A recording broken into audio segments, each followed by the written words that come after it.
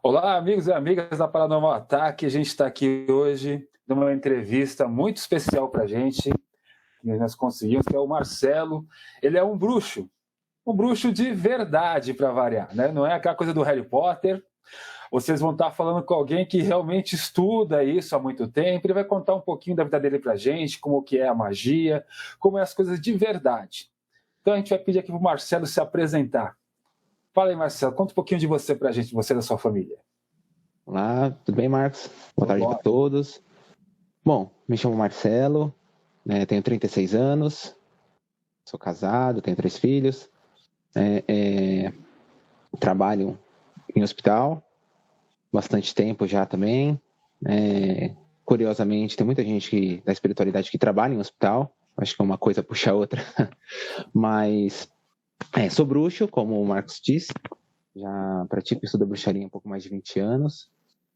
Eu comecei nesse caminho espiritual, né? Meu primeiro contato foi com o hermetismo, né? Através de alguns amigos na escola, mais ou menos entre 98 e 99, e nos anos 2000 aí eu tive o contato com a bruxaria e já me aprofundei aí no estudo. Legal, Marcelo. Você falou que a sua esposa ela é evangélica, né? Ah, é verdade, minha esposa é evangélica. E como é que ela vê esse seu lado, assim, você sendo um bruxo, ela é evangélica? Como é que juntou os dois e deu certo, assim? Marcos, na verdade, assim, quando eu conheci a minha esposa, né, ela é evangélica, frequentava a igreja e tudo mais. Só que quando começamos a namorar, ela começou a perceber algumas coisas dentro da igreja que não condizia com aquilo que ela acreditava, Sim. né? E de uma forma, com uma mente muito aberta, ela quis entender o que eu acreditava, o que eu fazia, o que eu praticava. E ela começou com o tarô. Então ela pediu para eu ensinar ela um pouco sobre o tarô.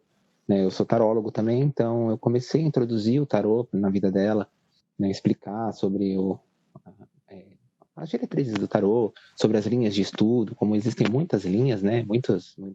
Né? Certo. Então, ela foi uma pessoa de mente muito aberta. Ela começou, então, a estudar o tarô. Eu comecei a ensinar o tarô para ela. E, consequentemente, ela se interessou pela bruxaria em si. Ela perguntou para mim como é que eram os sabás, né, como os sabás funcionavam, como eram as ritualísticas. Ela se interessou em querer participar, tanto que hoje nós fazemos o ciclo da roda do ano todo. Né, então, isso me surpreendeu muito por ela ser evangélica e ela ter me falado que lá atrás ela era uma pessoa, uma mente muito fechada, bem preconceituosa, que se ela tivesse me conhecido um ano antes, ela não teria nem conversado comigo sabendo que eu sou um bruxo. Então, Cara, pois é, hoje assim, eu tenho os deuses que eu cultuo, tenho os altares, ela pratica comigo, ela acende as velas, ela faz a prática devocional para esses deuses e continua acreditando em Jeová como ela acreditava, só que ela percebeu que uma coisa não é inimiga da outra, né? Que elas podem coexistir. entendi. Então os bruxos eles são politeístas. Você tem mais de um deus. Sim, tem mais de um deus, né? Somos politeístas, né? Então, eu não tenho um panteão fixo, né? No qual um bruxo tem que seguir. Por exemplo, eu sou brasileiro, eu não obrigatoriamente preciso seguir um panteão tupi-guarani. Né? Eu vejo muito pela vibração e pelo chamado que a pessoa recebe. Um chamado em que sentido? É a sua afinidade, né? Então, nós temos muitos caminhos na bruxaria, muitas vertentes, né? Então, muitos deles trabalham com o panteão grego ou panteão egípcio. A minha iniciação foi dentro de uma linhagem de bruxaria xamânica. Porém, lá no nosso coven, que nós chamamos de clã, nós nunca definimos, lá nós seguimos o Deus X ou o Deus Y. Não, isso sempre ficou livre para cada membro seguir aquele Deus que acredita que ter mais afinidade. Por exemplo, eu desde o começo, desde quando eu comecei o estudo dentro da magia, eu tenho uma conexão muito grande assim com Hecate e com Cernunnos. Eu tenho aí meus altares fundamentados para um deus do panteão céltico e uma deusa do panteão grego. Né? Então, não necessariamente eu preciso ornar, desde que essas forças não sejam forças contrárias, né, que se colidam. as coisas funcionam de uma maneira harmônica. Legal. E esses deuses que você falou, o que que eles são? O que que eles representam? Os deuses, eu vou entrar numa questão que pode ser um pouquinho, pode se estender um pouquinho, Fica à vontade. mas a questão dos deuses, no meu decorrer de estudo, né, além de Hecate e Cernunnos, há um tempo atrás eu comecei a trabalhar com Anubis. E Anubis, ele é um deus de extrema sabedoria, né? Coincidência ou não, esses 3 deuses que eu trabalho, que eu tenho mais contato, são deuses que trabalham com a energia do submundo, né? A própria Hecate, ela tem uma vibração muito forte com a energia do Hades. O Cernunnos tem uma energia e ele vibra muito forte com o reino de Anduin, que é o submundo celta, né? E o Anubis, o próprio Duat, né? O submundo egípcio. E Anubis, em um dos meus processos espirituais de meditação, de viagem astral, ele me mostrou algo que em livros eu nunca encontrei, mas ele me disse, de uma maneira bem resumida, que todos os deuses são meio que parentes, todos são Elohims, todos vêm da mesma matriz, né? Então, todos são meio que, como nós somos da raça humana, eles são da raça Elohims. Então, são todos mais ou menos seres que são acima de nós, né? Mais fortes do que nós, vivem numa dimensão diferente da nossa, né? Não tem materialização de corpo físico na nossa realidade, porém, eles têm uma ação muito grande aqui devido ao seu forte poder, à sua forte energia. E existem aqueles que têm uma vibração mais com uns do que com outros. Então, Você falou assim, eles vêm de uma mesma matriz. Então, existia assim um Deus que criou todos os outros deuses. Aí entra naquela questão... Opa, desculpa. Balançou um pouquinho. Entra naquela questão quando a gente estuda as leis universais, né? Sim. As leis universais, elas trazem muitos princípios pra gente, né? E são princípios que às vezes acabam explicando os acontecimentos do dia a dia. E o principal e o número 1 deles é o princípio do mentalismo, né? Então, uma boa parte dos bruxos, magos, feiticeiros, acreditam que existe uma força principal, uma energia, que ela é dual, que ela é masculina e feminina, né? Não se sabe forma, não se sabe se realmente ela tem uma forma ou não, mas se sabe que ela é uma força existente e é uma força que, através do pensamento, criou tudo, inclusive nós.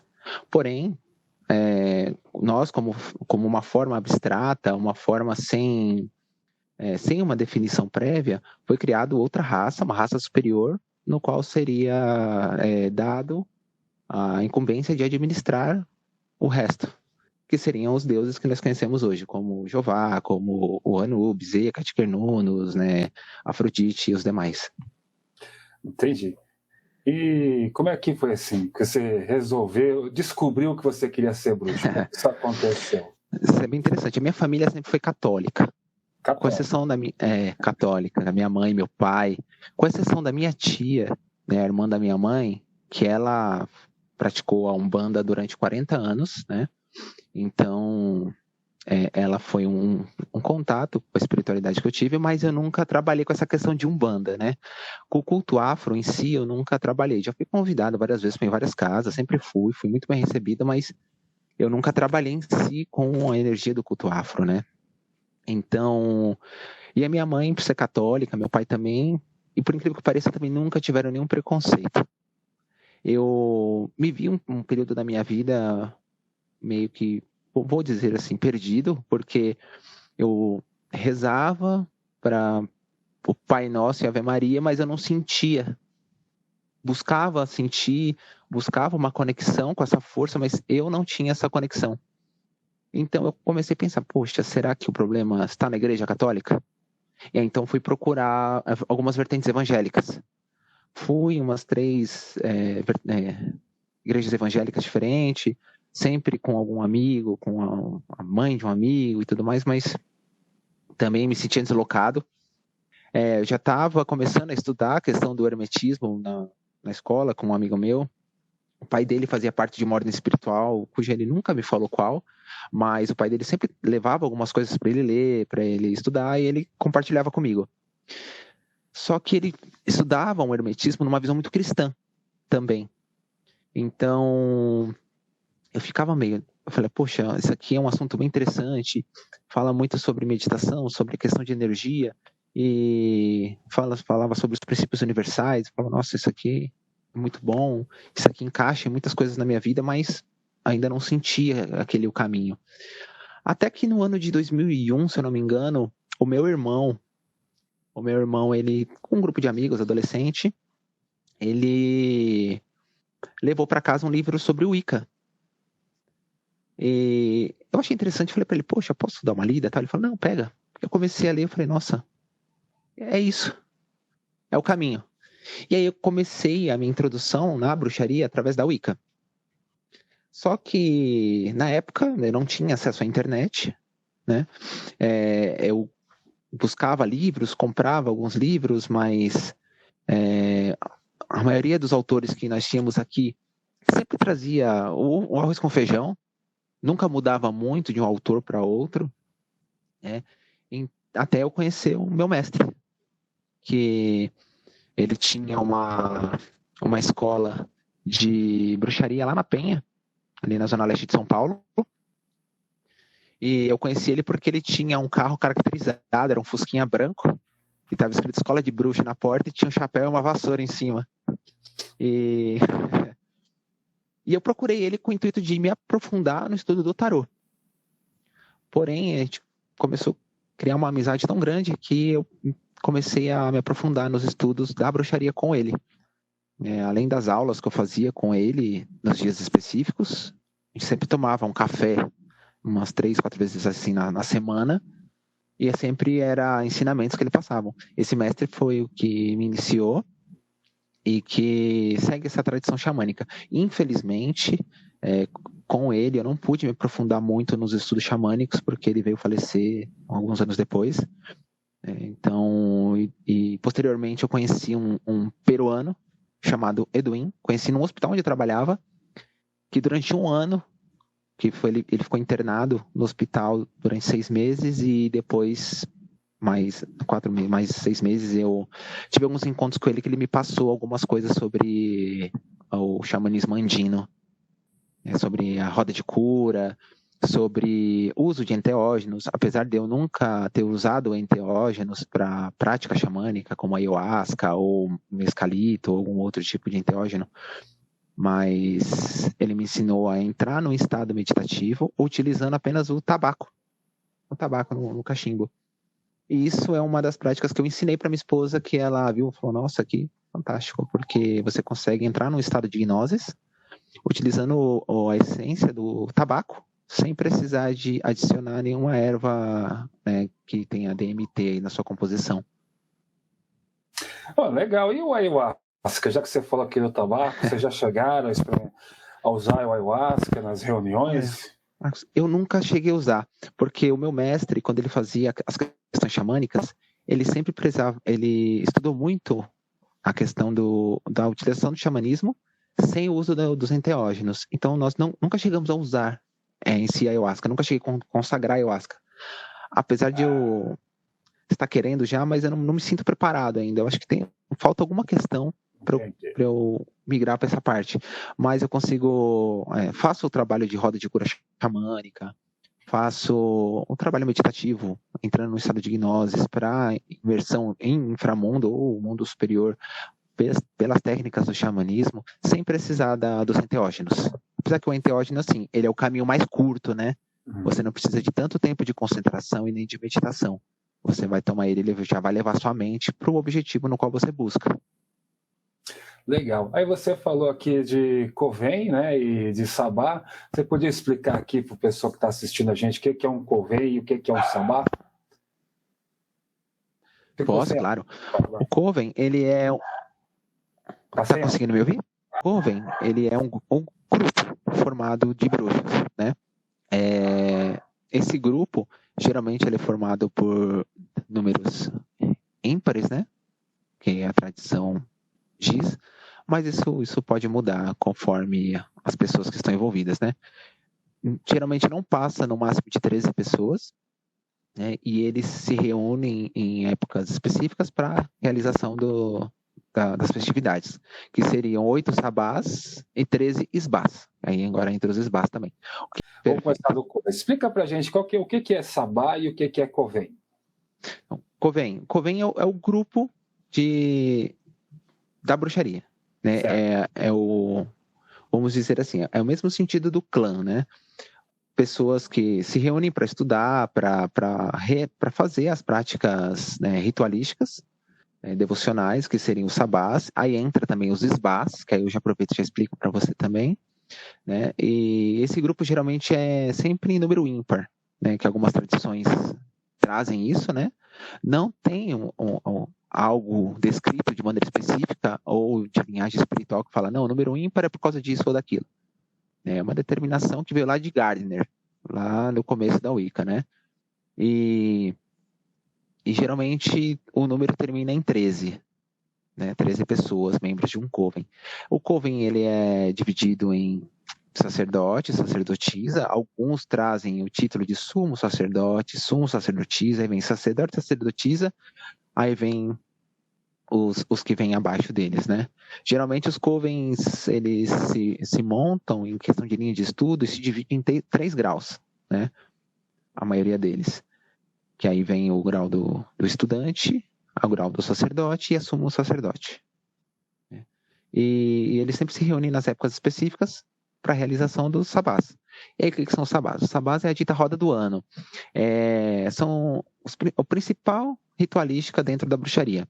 É através dele que você honra o Deus no momento do seu nascimento até o momento da sua morte, nesse seu ciclo sem fim de morte e renascimento, e a deusa no momento de jovem, até ela se tornar uma anciã e retornando a ser jovem. Então, nesse ciclo, por mais que seja baseado numa roda solar, e o Sol tem muito relação com o masculino dentro da bruxaria, né, tem relação diretamente com o Deus, o sabá não é especificamente do Deus, né? E também não é especificamente da deusa. A deusa ela é perene, é uma energia renovável, né? Onde ela gera novamente a energia do masculino. Então, entra mais uma vez uma lei universal do princípio do gênero. Né? Precisa ter o gênero para se gerar a vida. E com isso, ela calha com o ciclo do ciclo de fertilidade da Terra, entre primavera, verão, outono e inverno. O Deus morre no inverno e renasce na primavera. Tem aí, por isso tem os rituais do renascimento, do fim. Interessante. Isso, exatamente.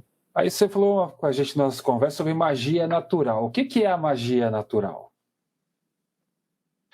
Isso. Natural. Magia natural, como o próprio nome diz, ela usa as forças da natureza para a prática da magia, né? Que tipos de forças da natureza? Eu utilizo ervas, pedras, eu utilizo a minha própria energia do meu corpo, eu utilizo força dos elementais, né? Elemental da terra, elemental do fogo, elemental da água, elemental do ar, né? Isso voltado para esses seres, né? Geralmente na magia natural, além porque a magia natural, você pode ter uma pessoa que é católica, né, que é cristã, por exemplo, e ser praticante de magia, que é um mago, entra na classe do mago, e você tem um bruxo, praticante de magia natural, que pratica bruxaria natural, que não necessariamente ele precisa fazer a roda do ano para praticar a bruxaria natural. Ele usa a força dos elementais na sua prática de magia. E como funciona a magia natural? Funciona a partir do momento que a gente precisa entender como é que funciona esse reino, né? Então tem muitas linhas de pensamento, mas a que eu acredito e a que funcionou para mim, né, principalmente sobre os elementais, é que a gente precisa entender a interação deles com o nosso reino, né? Então nós vivemos no mundo material, que é dito como terceira dimensão, né? Então nesse reino a gente tem tudo que é matéria física, né? Então a gente tem aqui a gente abriga o nosso reino animal, vegetal, mineral, né? E os espíritos elementais, eles vivem nos reinos mais sutis. Então, para eles conseguirem acessar o nosso reino, eles precisam se fixar ou interagir com o corpo astral das plantas, dos minerais, até mesmo o nosso corpo astral. Então, quando uma pessoa tem uma experiência de ver um elemental, uma materialização de um elemental, na verdade ele não se materializa em um corpo físico, mas você consegue ver a imagem dele, né, em pequenas partículas suspensas no ar, mas ele está manifestando essa energia no seu corpo astral. Né? Então, por isso que você consegue ver, e ele consegue interagir no nosso reino dessa maneira. Então, a gente precisa entender essas questões para pôr a magia natural em prática. Aí entra as questões da utilização das ervas, utilização dos minerais e tudo mais. Vamos, existe no mundo atualmente, entre religiões extintas e ativas, 1000 religiões que moldaram a humanidade. A maioria delas acredita que existe o bem e que existe o mal. Como é que o bruxo enxerga essa parte do existir do mal? Ou não existe o mal para o bruxo? Para mim, o bem e o mal é relativo. Em que questão? Por exemplo, eu conheço pessoas que trabalham com demônios, Sim. que é dito seres do mal, só que trabalham simplesmente com cura. E trazer o bem-estar para a vida das pessoas. Em contrapartida, conheço muitas pessoas que são evangélicas e rezam todo dia para Deus para fechar o comércio de uma pessoa, para trazer a doença para a vida da outra. Então, assim, eu acho que tudo é energia, né? E nós somos a ferramenta que a gente vai dar um direcionamento para essa energia, seja bom ou ruim, isso vai depender daquele que está operando ela. Então, essa energia não é nem positiva nem negativa. Quem vai definir isso é quem está fazendo o pedido. Exatamente. Existem sim energias com cargas negativas e positivas, né? Mas nesse sentido de bem e mal, eu acredito que é nessa maneira, da maneira que eu vejo na minha vida. Se você pega hoje assim qualquer filme do cinema, a bruxa, 99% das vezes, é uma coisa terrível, uma coisa maligna, né? E como é que vocês enxergam essa bruxa que o cinema vende? O que tem de verdadeiro nela? O que tem de falso? Olha, de verdadeiro, praticamente nada. De falso é aquilo que veio sendo montado desde lá da Idade Média até agora. Né? Até, vamos pôr uma data aqui, até 1951, quando foi a última lei inquisitória inglesa, né, que caiu aí. Então, sempre a bruxa foi trazida como um ser demoníaco, né? Um ser que pratica o mal, né? Diferente de hoje, com alguns filmes, né? Como o Harry Potter, por mais infantil que seja esse filme, ele trouxe uma ideia diferente sobre a bruxaria, né? Sim. E no Harry Potter? O que o Harry Potter traz de verdade sobre a bruxaria ali? Somente que os bruxos não são ruins. Mas tinha as escolas. Tinha as escolas. Tinha. Mas é aquela questão, né? O que a gente acabou de conversar. Vai muito de quem está operando a energia. Então a magia está lá. A energia está lá. Cabe àquele que está operando direcionar o caminho dela, qual ela vai seguir. A gente voltando e continuando aqui no cinema, a gente vê os rituais nas florestas, são sempre as bruxas nuas, rodando em torno de uma fogueira, e tem um bode que elas se elevam aos céus flutuando. O quanto disso o cinema inventou, o quanto disso a Inquisição contribuiu? O que você pode falar sobre isso para gente? A nudez na ritualística é sempre um tabu, né? As pessoas falam que sim ou que não. Uns acreditam que na Europa é muito frio, então não existia prática de magia nu. Mas assim, a da bruxaria, porque, Marcos, assim, a bruxaria em si, de como era feito lá nos primórdios, não se tem muito registro. A gente tem um registro que a Inquisição tem, os documentos que a Inquisição tem, fala da prática de magia. Mas o que a gente tem como magia tradicional hoje é o que Gardner criou, a Wicca. Você tem outras vertentes de bruxaria, mas como era feito antigamente, não se tem ao certo. Tudo, a gente está numa escuridão sem fim sobre como era feito os primórdios. Porém, a nudez ritualística hoje vai muito daquilo de como você se sente. Se você se sente bem nu, maravilha, faça o seu ritual nu. Se você se sente bem vestido, faça vestido. O resultado que você busca por você estar nu ou não, não vai mudar. Né? Se você almeja um resultado e você não consegue o seu resultado vestido, não é nu que você vai conseguir. Mas tem um clã aí de bruxaria antigo que rituais nus, existe um clã ainda vivo, pelo menos na Inglaterra, onde se sabe, que é o de Alexanders, né, que era uma das vertentes da Wicca alexandrina, né, que realiza até hoje rituais praticando a nudez, né?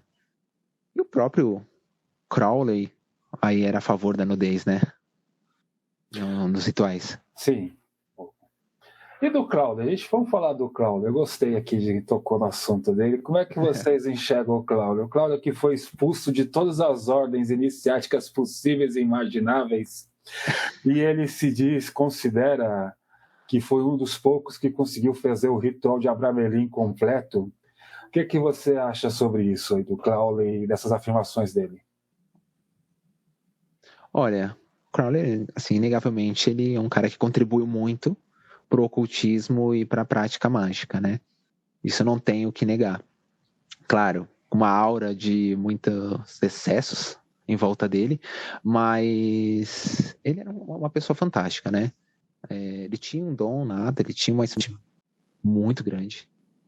Então, Sim, continue.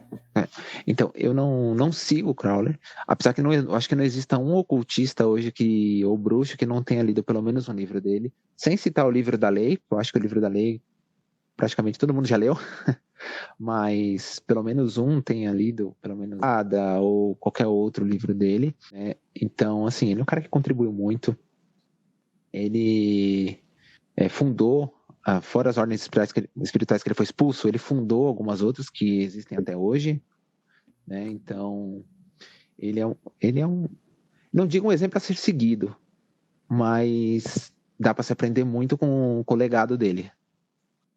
Legal. Você sabe, a gente teve aqui um luciferianista que deu uma entrevista para a gente, e eu queria que você dissesse o que você concorda e o que você discorda das afirmações dele sobre bruxaria. Luciferianismo. Então, luciferianismo, bom, eu já estudei luciferianismo, já fiz parte de uma ordem espiritual luciferiana que tinha como princípio o luciferianismo puro e a gente associava a alguma prática da bruxaria luciferiana, né? Algumas pessoas já me perguntaram, é Wicca luciferiana? Não tem nada a ver com Wicca, é a vertente da bruxaria. Tem uma diferença aí entre ser bruxo e ser wiccano, né? Só abrindo um parênteses aqui no que você me perguntou, que nem todo bruxo é um wiccano, mas todo wiccano é um bruxo. Tem essa questão. Mas voltando aqui no que você me perguntou, o que eu assisti a entrevista dele, foi muito boa. E o que eu discordo? Ele deu um conceito sobre mago, bruxo, feiticeiro, né, como de uma maneira, ao meu ver, um pouco superficial. Em que questão? Ele trouxe isso de uma maneira como era visto antigamente, né? O conceito de bruxo e mago e até mesmo de feiticeiro mudou muito das eras para cá, porque no começo o bruxo era considerado um feiticeiro, depois isso mudou, o bruxo era considerado aquele praticante da natureza que precisava estritamente das energias da natureza, né, como cachoeiras, como árvores, né, da própria magia natural para fazer magia. E o mago era o cara que tinha que estudar tudo, né, realizações planetárias, horários de planetas, né, estações do ano, pontos cardeais. Mas na verdade o bruxo faz isso também. Então hoje eu diria para você, o que muda entre um bruxo e um mago?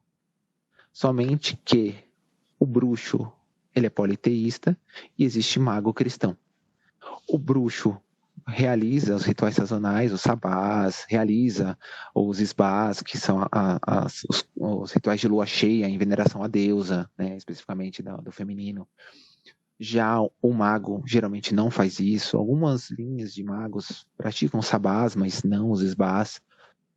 E o feiticeiro hoje, ele é visto, muitas pessoas veem o feiticeiro como o cara que lê receita de bolo, né? Ele vai lá ver o feitiço que já está escrito e põe em prática, né? O cara da simpatia da revista. Mas também que não é bem assim. O feiticeiro ele precisa ter um conhecimento para poder exercer aquilo que já está descrito ou elaborar os seus próprios feitiços, né? Então hoje essas três classes, elas são muito próximas, divididas apenas por alguns detalhes, né? Que um faz